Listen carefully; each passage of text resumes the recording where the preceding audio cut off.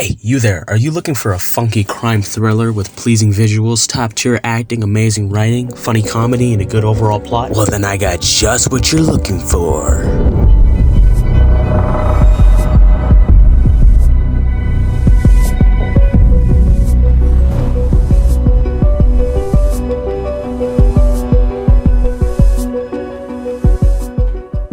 I'll admit this one is a bit of an oddball. Get Shorty follows Chili Palmer, a loan shark from Miami who is getting bored of his job. He heads to LA to collect a due amount of money from a movie producer when he takes a newfound interest in filmmaking. He then decides to make said movies with the movie producer he came to collect the money from. But this producer is tied up with a bunch of other goobers up to no good, so Chili has to take care of them before he can go any further.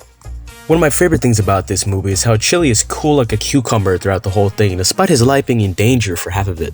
This movie feels pretty goofy, but it can get serious when it needs to. John Travolta moves and acts like a dummy in this, which at times you have to wonder if it's on purpose because it's uncanny, and he almost rivals Slappy from the Goosebumps books with how creepy his movements are, and I kinda love it. Speaking of Chili, he's an interesting person. He exists in the moral gray area in which you can't tell whether or not he's killed someone before. Like in the opening, he reopens a secondary door instead of walking through the one that's already open, making his slight narcissism immediately apparent. He acts as though someone you would assume is not a nice person if you saw him in public. Renee Russo gives a great performance in this one as well, but there isn't much to talk about in terms of her character. But Bo, the main villain in this one, is quite the opposite, being very interesting to talk about with much in terms of his overall character. He will, and without hesitation, rat out his closest bodyguard to free himself from the police. He dresses in a very goofy, unique way for some reason, but I'll be damned if his wardrobe isn't insanely well designed. Anyways, there's one or two flaws about this film, like how bland the palette of the movie can be sometimes,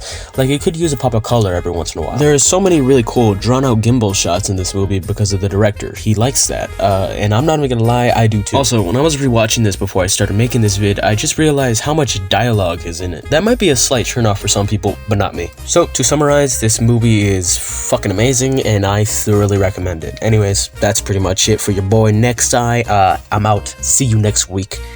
Smell ya later.